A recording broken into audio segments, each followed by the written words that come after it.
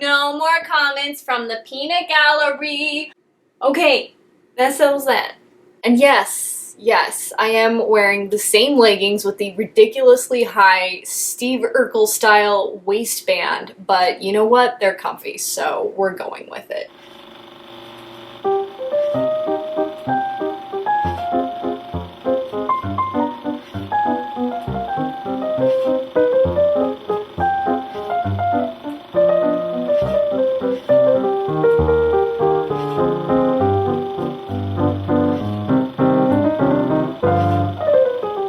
Hey squirrels, welcome back to my YouTube channel. My name is Juniper Rose, just in case you don't know who I am, which you probably don't. So hi, hello, and welcome to this strange little place of YouTube where I am so happy you found me. Today I am here with another creepy ghost story for you guys that I am so excited to read. So a couple episodes ago I read to you guys a ghost story from a book that I picked up, which is Weird Ghosts, True Tales of the Eeriest Legends and Hair-Raising Hauntings Across America. This has just been a really fun book for me to snuggle up with and read at night, and I really liked the last episode where I read aloud to you guys. Yes, I am not very good at reading out loud because I honestly don't think I've done that since elementary school, but you know, as awkward as it was fun. So anyways, go ahead, grab some coffee, grab some tea, some hot chocolate, mashed potatoes, whatever you want, snuggle up, turn out the lights, and let's read a ghost story. But first, I want my coffee from the same mug I've been using for I don't even know how long. But it's fine. Last time I did read you guys a story that I had already read that I thought would be really cool to share with you guys. But today I wanted to read something to you guys that I haven't already read so that I can react in real time with you guys, and it's like we're sharing ghost stories in real time together, even though I'm filming ahead of time, but you know. Anyways, the story that we are going to read today, I have no idea what it's about, and I'm very excited to read it out loud to you guys.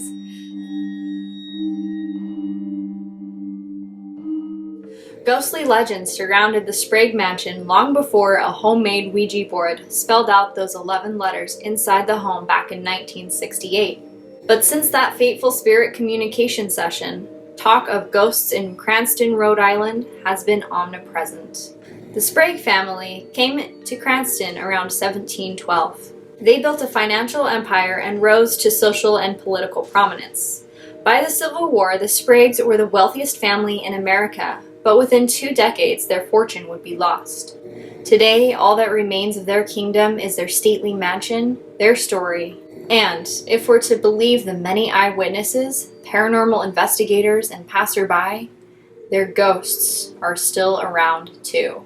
The Sprague Mansion was built around 1790, and it was the heart of the Spragues' growing textile empire. Brothers Amasa and William III took over the family business when their father, William II, died a peculiar death involving choking on a bone while eating his breakfast in 1836. Both Sprague brothers were elected to the state legislature, but Amasa focused most of his attention on running the family business while William went on to become a United States congressman, then the governor of Rhode Island, then a U.S. senator. Busy boy. His blossoming political career would be cut short when Amasa was murdered back home.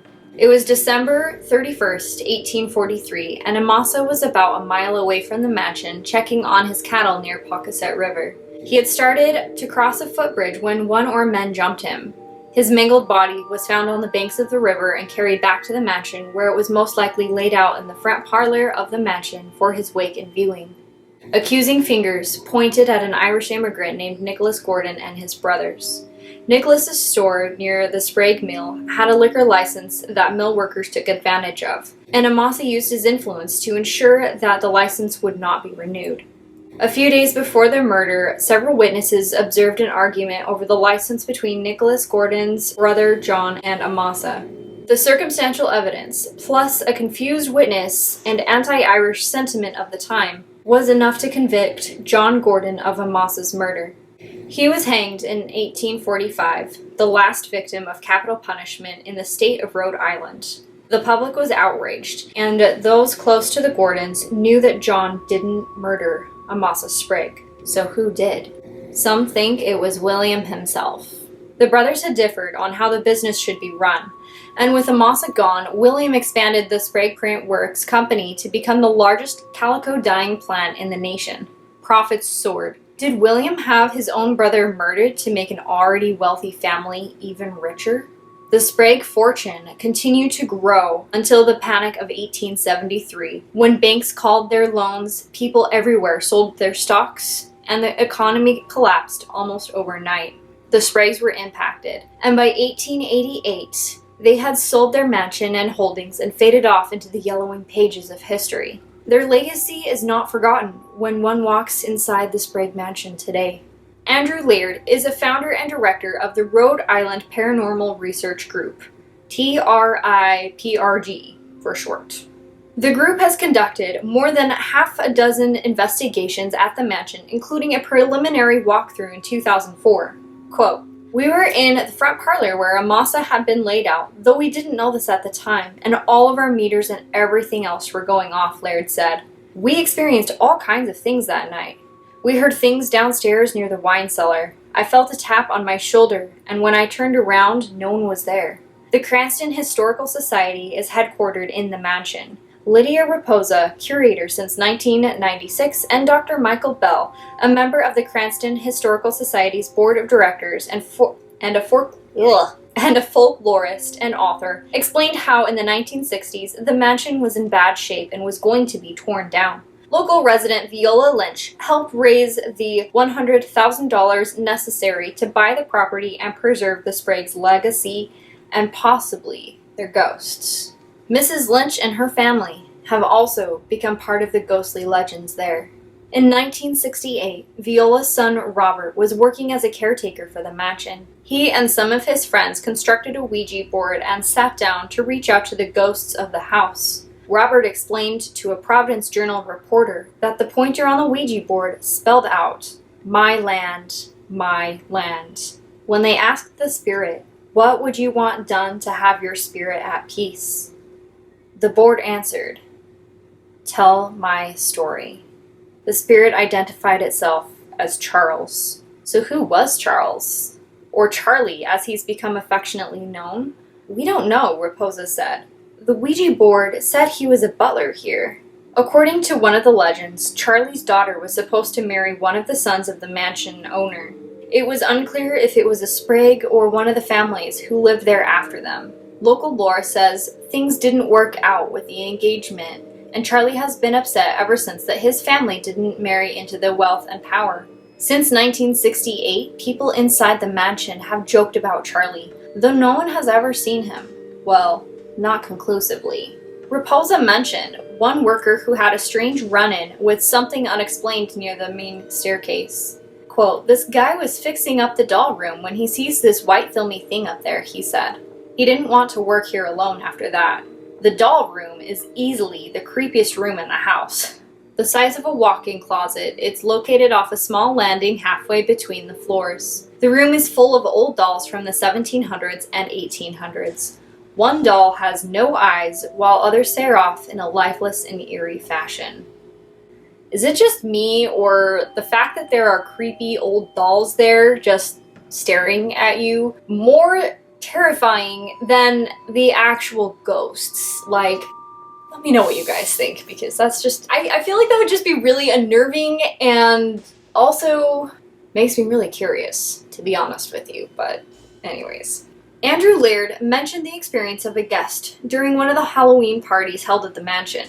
"This lady showed us a video of one of the guides giving the mansion tour," Laird said. "They were in front of the doll room. The guide was talking about the dolls, and just as the guide was turning around to point to one of them, you can hear this EVP of a little girl's voice saying, 'Leave my doll alone.' It's clear as a bell." I wonder if you can find that, like, online somewhere, because that would be really cool. Other unexplained events have happened during Halloween parties. "It was the night of our first Halloween party," Lydia Raposa said. "There were 28 people here. Dr. Bell added, "Some of the ladies who came decided they wanted to try out the Ouija board. So they got out the board and they were in the front parlor and it spelled out, 'Tell Bob I need him,'" Raposa finished. And it was signed by V.L. and they had no idea who Viola Lynch was or who Bob was. Bob was her husband and he was still alive at the time. "This was October," Dr. Bell said. "She had died about a year before and he was painting her over and over. One of these paintings now hangs in the front parlor. This poor guy was heartbroken, and doing these paintings kept him alive," Raposa said. So this was October, and then in February they find him dead in his house. At the 2004 Halloween party, photographer Cyril Place and about 5 others were among the last to leave. "We had come downstairs and we were standing right in front of the foyer by the front door and at the foot of the stairs," Place said. "All of a sudden we heard the music box, which was up on the 3rd floor. This was very strange because Lydia had already locked it up. She's meticulous with that. It played for about a minute. Lydia was with us in the foyer," she said. "Nobody's up there. Nobody's been up there and everything is locked up." And then the music ended at that point. The main staircase has also been a site of a ghostly female figure who has been reported floating down the stairs. Many paranormal investigations focus on the foyer and staircase because the area is the central part of the house. It ties the building together. And whether a long ago butler is still performing his duties or whether some belle is trying to make her grand entrance, the staircase seems to be a hot spot. Another supernaturally active location within the house is in the wine cellar, which is in a dark storage room in the basement. Strange noises have been heard inside, and the room contains one artifact that sends chills up the spines of those who read the old dusty wine bottle label. The vineyard name is Gordon, a not-so-subtle reminder of the man who was hanged for Amasa Sprague's murder. Okay. Miss Raposa claims she's never seen any ghosts here, but she did capture a strange blur in one of her photos that she took in the ballroom back in 2001. Though she hasn't seen a ghost, she certainly feels that the spirit of Amasa Sprague is always nearby. "I talked to Amasa on the Ouija board," Raposa said about one night in April 1999. "We had a board meeting.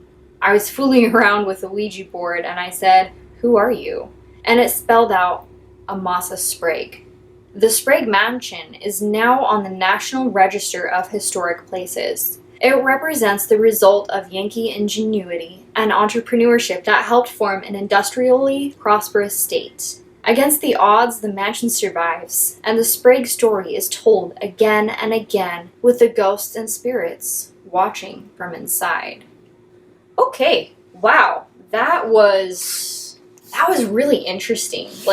I don't know. One really cool thing about this book is that it seems that most, if not all of these stories are actually accounts from people who have genuinely had paranormal experiences. And so I don't know. What do you think about this story? Do you think that they actually were able to contact the spirits of Amasa Sprague and Charlie the butler using the Ouija board? Or do you think maybe that was something that may have been exaggerated for storytelling purposes? I don't know. I don't know what to think. But also, it sounds incredibly fascinating. I really want to go and dig up and do some more research about this and see what other information I can find, see if there's any more stories or accounts or photos online. So yeah, let me know what you guys thought about that, what your opinions are on the story. Do you think it was true? Do you think it was exaggerated in any way? I find it just absolutely fascinating. So yeah, also if you guys are interested in me doing some more research on the Sprague Mansion and some of the stories and ghosts associated with it, leave a comment down below. Also, if you guys do want to help out with the interaction of my channel but maybe don't know what to say in the comments below, just leave a little emoji of a ghost because that really does help out with the interaction of my channel. That was an idea inspired by Kyla Rebecca, who is a YouTuber that I absolutely love. I'll link her channel down below as well. She does a lot of paranormal things and I think it's just so cool.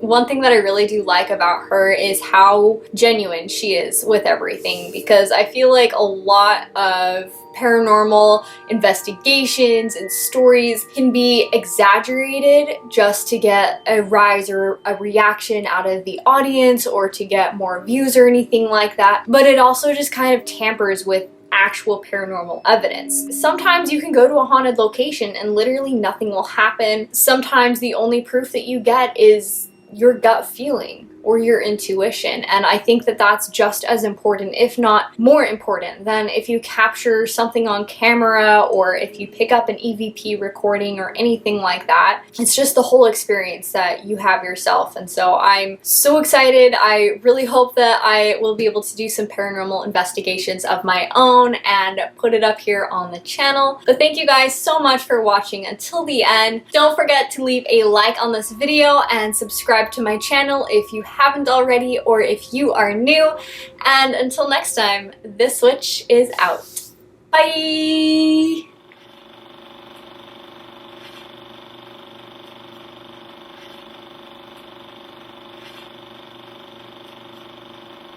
Local resident Viola Lynch helped raise the 1,000 local other explained events have. Maybe I'm just crazy, which, come to think of it, that's not surprising. Like, thank you.